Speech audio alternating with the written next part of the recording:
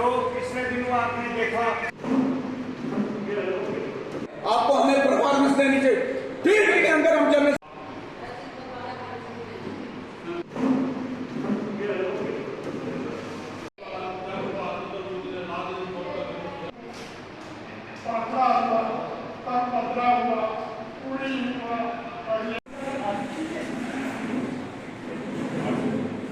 पहले 2002 में जीता, 2008 में जीता और मुझे याद है जब मैं मिनिस्टर था तो यही रामगढ़ और ये पंडाल के एरिए में हर जगह में जाता था। और अशोक जी ने जो कहा बिल्कुल ठीक कहा, इन्होंने काम किए हैं। हर बार ये असेंबली में रामगढ़ के लिए लड़ते थे, बोलते थे और काम करवाते थे। हमारे बीच डिस्ट्रिक्ट प्रेसिडेंट साहब प्रवेश वानी जी बैठे हैं और कभी वहां पे सीजफायर करता है, कभी यहाँ पे करता है। इसका एक ही बार सोल्यूशन निकाला जाए जिससे कि हमें एक छोटा सा जो मतलब इंडिया जो 4th लार्जेस्ट कंट्री है वर्ल्ड के अंदर, मगर एक छोटी सी कंट्री हमें डेली टारगेट करती थी। तो हमारा आग्रह था मोदी जी से कि एक इसका सोल्यूशन निकाला जाए। जब भारत ने पाकिस्तान पर आक्रमण किया तो हमारी सेनाएं जंग कर रही थी और जीत की पोजीशन में थी। तब न जाने जो बाहर देश के भारत पहले से ही किसी की मदद नहीं चाहता, मगर पहले यहाँ पे डिस्ट्रिक्ट प्रेसिडेंट हुआ था। मैं 4 साल किसी जिला का अध्यक्ष रहा। तकरीर तो बहुत है, तकरीर तो करें, लेकिन ये तकरीर हमको थोड़ी फील्ड में करनी चाहिए, क्योंकि 2014 से पहले ये कांग्रेस की तारीख है कि जब हम आज़ादी की लड़ाई लड़ रहे थे तब भी आरएसएस वाले जो थे वो मुखबिर थे इनके अंग्रेजों के। हिस्ट्री मौजूद है, ये तारीख में दर्ज है। उसके बाद भी जब 2014 में बीजेपी सरकार वजूद में आई, सबसे बड़ा नारा नरेंद्र मोदी का यही था कि अगर वो बॉर्डर पर एक साथ काटते हैं मैं 4 काटूंगा। सबसे बड़ा नारा अगर था नरेंद्र मोदी का, वो था मेरी 56 एक्स्ट्रा सीना था। और 10 साल उन्होंने इस बहाने में लिया, कभी जम्मू कश्मीर को स्टेट से ड्यूटी दिया कि आज ये लोग मेरे साथ खड़े नहीं। लेकिन जब पहलगाम का वाकया हुआ, जम्मू कश्मीर का चाहे कश्मीरी था, हिंदू था, मुसलमान था, गुर्जर था, कांग्रेसी था, पेंशन वाला था, पीडीपी वाला था, नेशनल वाला था, हर एक खड़ा हो गया। नरेंद्र मोदी जी के साथ अपोजिशन पार्टी के साथ मीटिंग हुई, माननीय राहुल गांधी जी एज एलओपी उसमें मौजूद थे। फैसला हुआ कि पाकिस्तान के खिलाफ एक्शन लिया जाए। अब ये बात हमको लोगों में समझा दी है कि भाई किस बात ने नरेंद्र मोदी को मजबूर किया कि उसने रातों रात फैसला बदला। ट्रंप के कहने पर उसने फौज वापस बुलाई। हम तो ये सवाल करना चाहेंगे नरेंद्र मोदी से, और आज तक सच्चाई क्यों नहीं लोगों के सामने आती है? हमारा कितना नुकसान हुआ और हमने दुश्मन का कितना नुकसान किया। और अभी ऑपरेशन उधर छोड़ दिया, चल पड़ा मोदी जी सिंदूर की बोतल बांट रहे आप गाँव। अटैक हुआ पहलगाम में, दौड़ लगाई बिहार में, और इस कंसेप्ट में कब तक जियोगे? मैं गुड़ल साहब आपको बताना चाहूंगा कि जो कांग्रेस क्या कर रही है गरीबों के लिए, कांग्रेस ने क्या किया है गरीबों के लिए। आपको याद होगा जब हिंदुस्तान आजाद हुआ, यहाँ सुई तक नहीं बनती थी।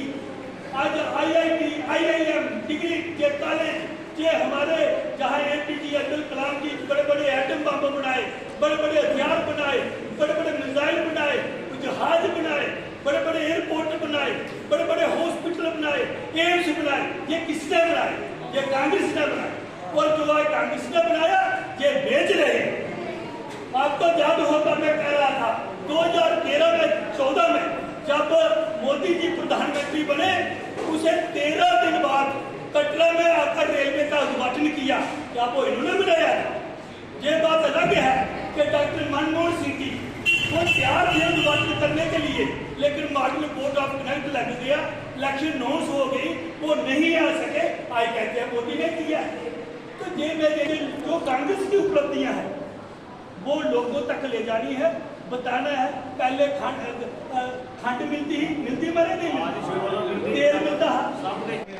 वर्कर्स और जो भी यूथ कांग्रेस की यहाँ पे टीम है, आप सबका सबसे पहले शुक्रिया कि आप इस गर्मी में वक्त निकाल के यहाँ पे आए, अपने इम्पोर्टेंट काम छोड़ के आप हमारे बीच आए हमारी बात सुनने।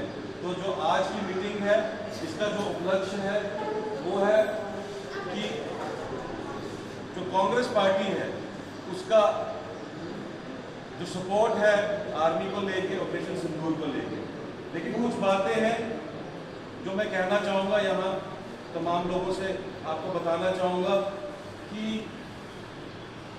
2019 के बाद अगर हम अपने प्रदेश को देखें, जम्मू कश्मीर जो कि आज यूनियन टेरिटरी है, जो यहाँ का स्टेटस क्यो, जो यहाँ का मोडस ऑपरेंडी, वो पूरा चेंज कर दिया बीजेपी ने, इसके 2 टुकड़े कर दिए और इसको यूनियन टेरिटरी बना दिया। और उसके बाद आप देखते जाए 2019 के बाद लगातार जो है पाकिस्तान के द्वारा एक बार पहलगाम अटैक हुआ, फिर उड़ी में अटैक हुआ और फिर पहलगाम पुलवामा में पीछे अटैक हुआ, और इतने बड़े मेजर स्केल पे अटैक कभी पहले नहीं हुए थे। तो ये मैं कहूँगा कि ये हमारी जो सरकार है, बीजेपी की सरकार, ये इसका भी एक बहुत बड़ा फेलियर है कि अगर आपने 370 तोड़ा, अगर आपने 2 टुकड़े किए, यूनियन टेरिटरी बनाई हमारी, और उसके बाद हमें और मजबूत बनाना था, एक नया जम्मू कश्मीर बनाना था, लेकिन जो हमारा गुलाब सिंह और जो जोरावर सिंह के टाइम से जो हमारी रियासत थी जम्मू कश्मीर, जो कि तिब्बत तक जो उन्होंने लड़ाई लड़ी थी जोरावर सिंह जी ने, और ये रियासत बनी थी, और इसके आपने टुकड़े कर दिए, और टुकड़े करके जो है हमारा जो बची कुची जो पहचान थी, जो हमारा कल्चर था, जो हमारी आइडेंटिटी थी, उसका आपने सत्यानाश कर दिया।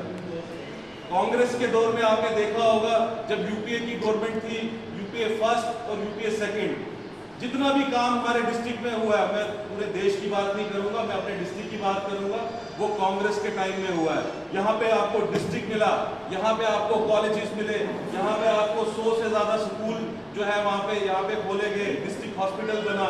अब जब बीजेपी की सरकार आती है 14 के बाद, तो आपने देखा कि ये जो हॉस्पिटल्स थे, ये स्कूल थे, ये कॉलेज थे, ये यहाँ का स्टाफ भी पूरा नहीं कर पाए। नया तो प्रोजेक्ट, और अभी रेलवे का प्रोजेक्ट जो कांग्रेस की देन थी, यूपीए की देन थी, 70% जो रेलवे का प्रोजेक्ट था वो कांग्रेस के टाइम में खत्म हो रखा था। अब इन्होंने 20-25% जो काम किया और झंडा लहराते हुए दिखाने के लिए कि हाँ भाई हमने रेल कश्मीर में पहुंचाई, ये साथियों बहुत पुरानी नींव थी। रेलवे रात काम कर रहे हैं, वो जहां भी कोई बात होती है उसको उठा रहे हैं। आज जितना भी इन लोगों ने कहा, हम इतना जाना नहीं चाहते, हम ये पूछना चाहते हैं कि मोदी जी जब आप अपोजिशन में थे, जब आप गुजरात के चीफ मिनिस्टर थे, आप मनमोहन सिंह को ये कहते थे कि प्रधानमंत्री कमजोर है, इसीलिए बॉर्डर से क्रॉस करने कैसे आते हैं। वो ये भी पूछते थे कि तमाम एजेंसियां आपके पास हैं, आपके पास BSF है, CRP पूरी एजेंसी है, तो फिर पूछते थे ये कहां से आते हैं। हम ये कहते हैं कि मोदी जी पाकिस्तान में तो आपको अटैक किया, लेकिन जो पहलगाम में आई वो कहां गए, वो क्यों नहीं मिले। जिन्होंने पुलवामा में RDX लाया, हमारे 40 जवान गए, वो शहीद हुए, वो कहां गए, आज तक उनकी रुकावट क्यों नहीं। ये पूछता है बात, ये पूछते हैं, ये हम पूछना चाहते हैं कि हमें वो लोग चाहिए जिन्होंने पहलगाम में हमारी बहनों के सुहाग उजाड़े हैं, उन लोगों को चाहिए, उन लोगों को कटघरे में खड़े करो, लोगों की रात में खड़ा करो। आज थोड़ा दुख भी हो रहा, अगर मेरे इलाके में चले जाएंगे तो मैं कहता हूं एक इशारे से 200-400 लोग ऐसे इकट्ठे होते। ऐसी बात सिक्योरिटी कहते हैं बड़ी इनकी वो है। आपको याद होगा 99 में कितने लोग कलकल में आ गए थे, अब इनकी एजेंसी कहाँ थी। आपन भी इनको चला के वो बाटर करके वहां मोर्चे पे बना लिए। तो जब दूसरे का होता है तो ये लोग रस्सी का सांप बना लेते हैं, ये लोग इतना उजागर करते हैं। आज पूछता है लोग कि जिस कमिटमेंट से आप लोगों का बोर्ड लेकर आए थे, जिस नजरिए से आपने कहा था कि मैं परिवर्तन ला दूंगा, भ्रष्टाचार खत्म कर दूंगा, आप अपनी ईमानदारी से बताइए कि क्या जितने भी दफ्तरों में जाते हैं बिना दिए कोई काम होता है जनाब। कहाँ गया? आज ये बड़े बड़े जो पुल बन रहे हैं, बड़ी बड़ी एजेंसियां आ रही हैं, आज ये काम लेकर हमारे लोगों को सबलेट कर रहे हैं। और आज हमारा जम्मू का जो लोग है, हमारा जम्मू कश्मीर का है, हमारी स्टेट को तोड़कर चूटी बना दिया। और जब इन्होंने कहा था पिछली पार्लियामेंट में कि हम सबसे पहले रीऑर्गेनाइजेशन करेंगे और उसके बाद हम इलेक्शन करवाएंगे, डिलिब्रेशन के बाद इलेक्शन करवाएंगे और उसके बाद स्टेट देंगे, लेकिन आज स्टेट की बात बिल्कुल नहीं हो रही। ये हमारे साथ सरासर धोखा है। ये स्टेट हमारी है, आज हमारी स्टेट के 2 टुकड़े करके हम लोगों को बर्बाद कर दिया। ये हम अपनी स्टेट लेकर रहेंगे, ये आज हम कहना चाहते हैं। आज रामबन में सबसे पहले हमने जय हिंद सभा की और उसके बाद ये जय हिंद यात्रा जो है वो हम कर रहे हैं। इसका यही उपलक्ष्य था कि जब पहलगाम में मिलिटेंट की तरफ से अटैक हुआ, हमारे निर्दोष लोगों को मारा गया, हमारी बहनों के सिंदूर जो है वो उजाड़े गए, तो उसके बाद पूरे हिंदुस्तान में, चाहे वो रूलिंग में हो चाहे अपोजिशन में हो, एक सबर में इन्होंने कहा कि पाकिस्तान को जो है अब सबक सिखाना होगा। जो टेररिस्ट जो पाकिस्तान में बैठे हैं उनको निशाना बनाना होगा और उनको ये आइंदा के लिए कभी भी इस तरीके की योजना ना बनाए। और प्रॉक्सी बार आपने देखा होगा कि पिछले सालों से जो है वो जम्मू कश्मीर में चल रही है। तो इसी के उपलक्ष्य में आज जो हमारी आर्मी ने, मैं समझता हूँ कि इतना अच्छा काम किया और उनके घर में जाकर जो मिलिटेंट है उनको निशाना बनाया, जो मिलिटेंट का हब है उसको तबाह किया। और हम अपनी आर्मी के लिए ये जो उनकी बहादुरी के लिए हम उनको सलाम करते हैं। और उसी के उपलक्ष्य जय हिंद यात्रा जो है वो हर डिस्ट्रिक्ट में हम निकाल रहे हैं। इसके बाद हर ब्लॉकों में हम जाएंगे, ब्लॉक हेडक्वार्टर में भी निकालेंगे ताकि लोगों में ये एक मैसेज आ सके। और इसी के साथ साथ हम ये अपील भी करते हैं कि जो लोग पहलगाम में आए, आज तक उनका कोई पता नहीं मिला को कौन लोग थे, कहाँ से आए और कैसे भागे। ये भी हिंदुस्तान की गवर्नमेंट को जो है वो बताना होगा कि वो लोग कौन थे और कहाँ चले गए, ताकि ये सरकार की एक ड्यूटी भी बनती है कि वो लोगों को दिखाए, लोगों को ये सही जो बात है वो लोगों तक पहुँचाए। और दूसरा, ये भाजपा वाले ये कहते थे कि हमने पीओके लेना है।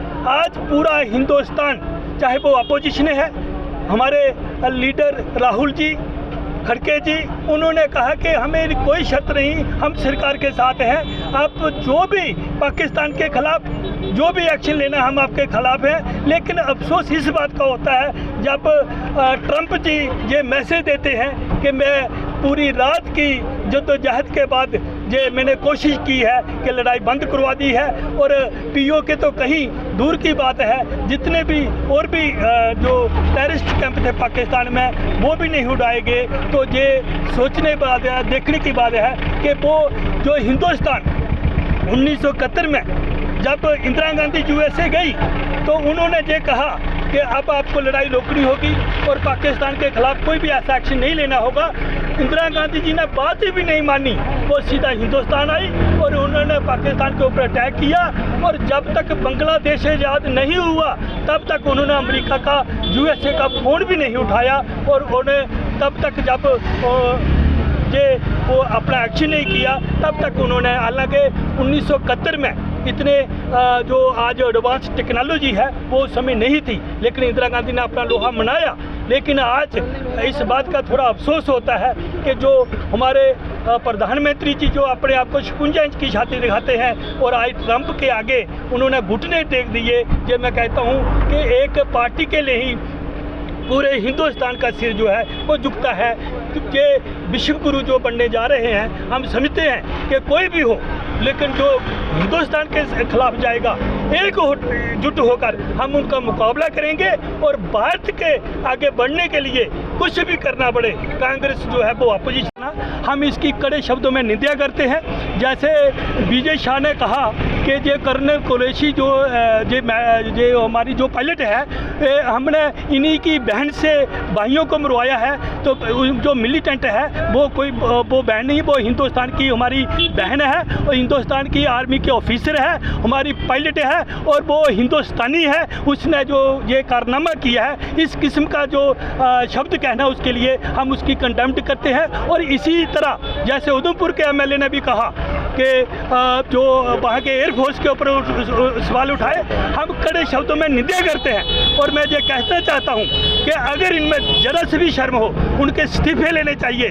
और आए दिन इनके नेता इसी किस्म की हरकत करते हैं और हमारे फौज के खिलाफ इस किस्म की टिप्पणी करते हैं, जो अपने आप को प्रो हिंदुस्तानी समझते हैं और पूरे हिंदू समझते हैं। मैं समझता हूँ ये सरासर गलत है। ये जो मर्जी बोले वो ठीक है, दूसरा कोई थोड़ा सा भी बोले वो गलत है। तो ऐसे विधायकों से, ऐसे मिनिस्टरों से फौरन इस्तीफा लेना चाहिए, और ताकि आगे के लिए कोई इस किस्म का शब्द जो है वो हमारी आर्मी के खिलाफ, हमारी फोर्स के खिलाफ ना इस्तेमाल।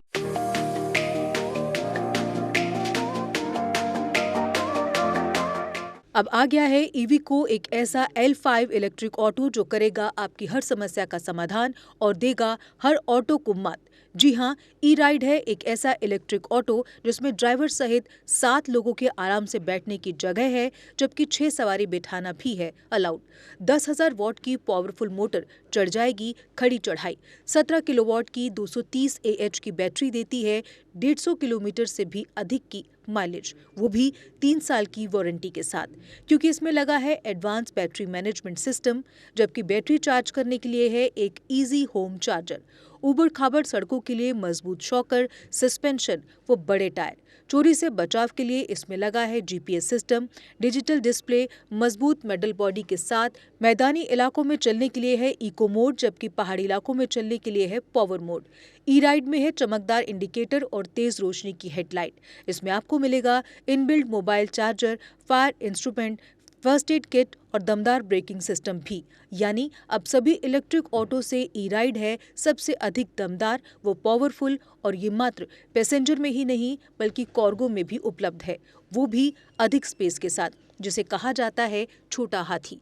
तो देर किस बात की, आज ही आएं और ले टेस्ट राइड। हमारा पता है Jammu HEVs private limited, yard number 6, plot number 37, transport Nagar, main street, Jammu.